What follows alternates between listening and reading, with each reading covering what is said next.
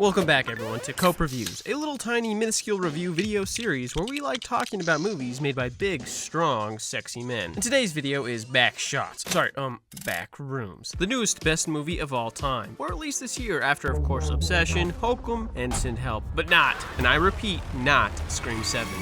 Gross. But Backrooms, that movie your 14-year-old Zoomer cousin Harrison won't shut the fuck up about. A film by Zane Parsons and 11 of his closest friends. Not anyone else though, guys, come on. It was just Zane. Now you may be asking, what exactly is the story here? Well, have you ever gone to an empty yellow room and thought, God, I wish Kanye West was chasing me? Well, you're in luck. But instead of yay, we have Cheetle a 40. And instead of we got... So that's good. In this movie, we follow Clark, a down-on-his-luck architect who's putting his wife through law school through the means of selling furniture in a store. Quarterlies just came in, and it's looking like an abysmal fiscal year. But that isn't Clark's only concern, as he's also facing a messy divorce due to his wife using the amoral sexist norms to kick his ass to the curb, as his wife just learned the value of squatter rights in California, essentially rendering his property deed useless. But lucky for him, he's got a therapist, another pernicious daughter of a squatter who convinces Clark to dig deep into his psyche through the use of pseudo-psychiatry. I don't believe you. Watch Clark as he lives his sad, stagnant life in his dying furniture store that's apparently his fault. But don't be too sad, as his business just opened up a new wing. In the basement, past the wall, is the place with spooky walls and unsettling interiors. A place where creativity and fear coalesce. Liminal spaces. Backrooms.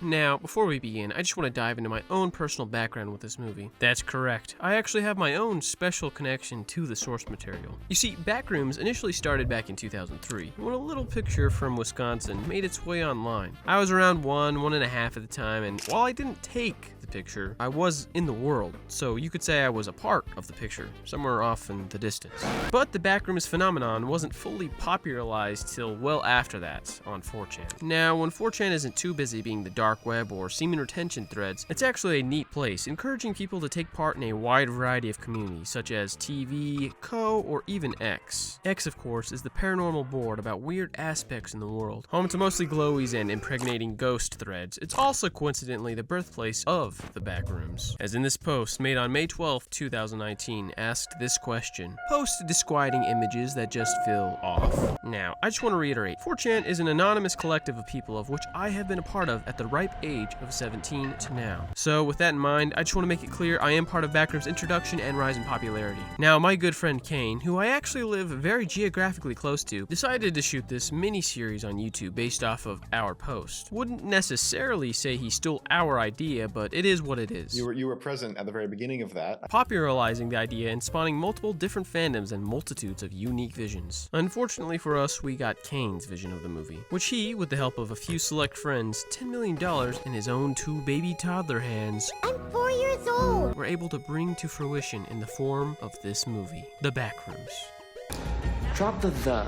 A picture starring Cheetle 40, Rebate Rinsov, and Mark Duplo. Each of them doing a pretty solid job. A 40's role as the lead protagonist was quite good, as he was able to convey the character's cruel darkness under the guise of a seemingly naive curiosity. Also, he has a big ol' honker. Rinsov was our second protagonist, who also managed to make me stay in my seat and not leave the theater. Now, Mr. Duplo, on the other hand, was just outstanding. Absolutely loved every minute he was on screen. Sure, it was approximately only 5 minutes. But by God, if those weren't the most masterfully directed 5 minutes I've ever seen. I mean, there's a scene where he sits with his family and they're just eating dinner in front of the TV. I was just captivated. I was there. I gotta say, his reaction shots, I'm gonna be thinking about those for a long time. I can't even describe it. I only joke, of course. Everyone, for the most part, did a well enough job. In fact, I found myself enjoying the movie quite a bit. The direction was interesting, the story progressed in a slow yet satisfying way, meticulously unweaving the mystery of the Backrooms. I not only wanted to see how these rooms, Backrooms, came to be, but also where they went.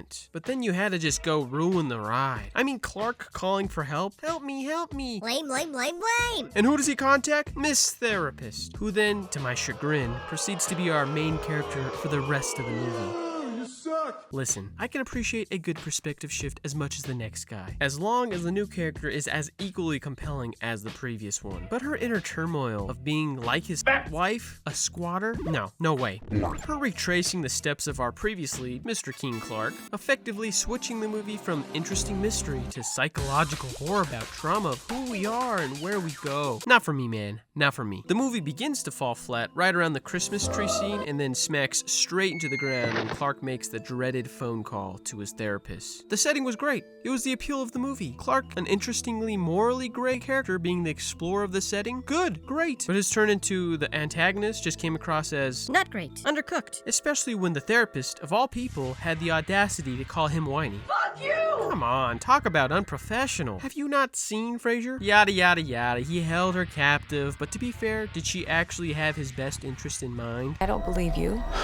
No, I don't think so. Seems to me that she was trying to make a self-help VHS tape. She should have been the villain, to be quite frank with you. Her becoming the main character causes the general explanation of the Backrooms to completely fail. Look, being memories isn't my favorite explanation. The more times it remembers something, the less it does. As the appeal is the mysterious nature of the rooms and making it psychological kind of undercuts that. But to have this underwritten character be the one to result in the bigger answers being answered is disappointing. I think making it a trauma horror is fucking retarded. Sure, the big Scooby-Doo pirate monster was pretty spooky in a theme park kind of way.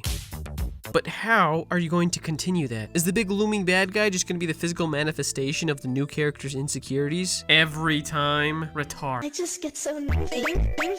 And speaking of the big bad R, the R rating is completely wasted. In fact, it's detrimental. Clark's cannibalistic turn is completely ruined after taking a big ol' scoop of human mashed potatoes. The danger of the situation becomes non-existent. Actually, it becomes laughable. Taking a bite out of a man like a big Scooby-Doo sandwich and then flopping him into two off-screen doesn't exactly have the full effect. Just because the director was barely allowed to start seeing R-rated movies doesn't mean you can skimp out on the R rating. And finally, that ending. Except for the fact that it means nothing. We just have Mr. Duplo's voice fading into the background and then slowly cutting into her in a chair. Except it wasn't her, it's one of the creatures. Cool. It looks cool. Doesn't mean shit. Since the little creature is a memory of a her, the creature itself isn't anything special. It's actually the opposite since it's not her. It's like taking your kid to the zoo. You show him a lion. You tell him, that lion is gonna get shot to death tomorrow. It's not gonna make it through the night. Then after a nice scoop of vanilla ice cream, you go home, you relax, you get in your chair, and your son comes over and he hands you this shitty little drawing and he says, Look, it won't die now. This one will exist forever. so you tap his goofy little ass head and say, That's true, champ. Wow, good job, bud. Good job, Kane. thanks for watching. Catch you on the flip.